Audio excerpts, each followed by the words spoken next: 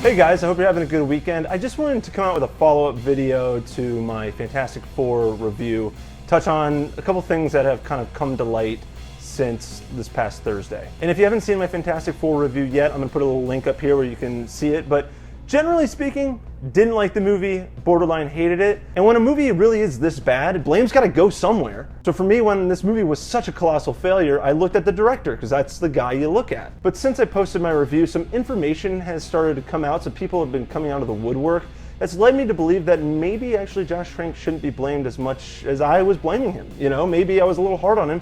Maybe I should actually be sympathizing with him a little bit more than blaming him. Now, if you're big movie fans and you follow this in the news, you're probably aware of some of the stuff that's been said over the past couple days, but I'm just going to cover it kind of quickly. So this all kind of started when Josh Trank posted a tweet the night before the official release of Fantastic Four saying the following, and I'm going to read it because I want to get it right.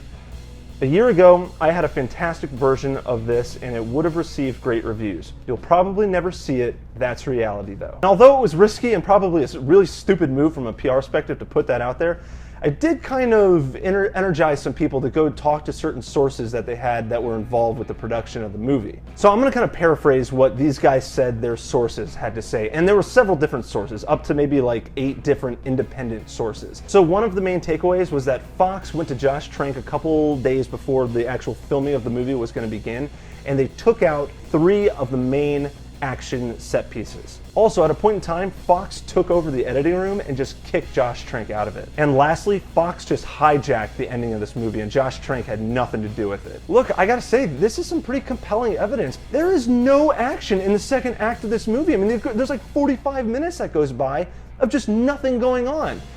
That would make sense that there's nothing going on if 3 of the main action set pieces are taken out of the movie. And one of the things that I complained about in my review was how choppy and poor the editing was in this movie. But look, if you take out 3 of the main action scenes right before the filming of this movie that the director expected to be in the movie, and you kick him out of the editing room and don't allow him to edit the stuff that he shot, that he intended on editing, of course this is going to look terrible. This is an editing nightmare. And I'm not surprised to hear that Josh Trank had nothing to do with this ending, because it is so disproportionately bad compared to the ending he had with Chronicle. It just, something's off. It doesn't make sense. The only explanation is that he just wasn't involved, which it sounds like he wasn't. And look, generally speaking, I stick to what I said earlier about how the director gets all the praise if the movie's awesome, and he gets all the blame if the movie's a failure. And I stick to that for this situation. I think who is in the director's chair for this movie is to blame.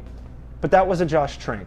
Fox was in the director's chair. They kicked him out of it. So they're to blame, in my opinion. And to Josh Trank, look, I gotta take back a lot of the things I said in my review about him and, you know, this being his fault. I gotta exonerate him. I think that, if anything, I have a lot of sympathy for him and, you know, what he went through with this movie. I mean, to get a movie taken away from you like it sounds like it was, that's really hard. It's probably pretty scarring. Scarring enough such that he didn't feel comfortable doing another big project like a Star Wars spin-off movie with a big studio like Disney. I mean, it makes sense. Yeah, those are the reasons that he said he left the Star Wars spin-off movie in the first place. It wasn't healthy for him. He really just wanted to do something original. I get that. I would want to do the same thing, to be honest. Look, it's entirely possible that something will come out in the next 5 minutes that shoots all of this stuff down, but right now I'm dealing with the information I have at hand, and it's very compelling, very convincing stuff. And I personally don't want to look like an idiot and an asshole by not addressing what I said in my review when such compelling and convincing evidence has come to light. I will say I'm very interested to see what happens this week regarding this situation now that the box office estimates have come in for the weekend box office, and this movie is looking at making $26.2 million this weekend, which is like $20 million less than it was expected to make. Anyways, those are my thoughts on the situation, guys. Take it or leave it, but what do you guys think? Do you find this new evidence that's come out to be convincing, compelling? Where do you stand on this?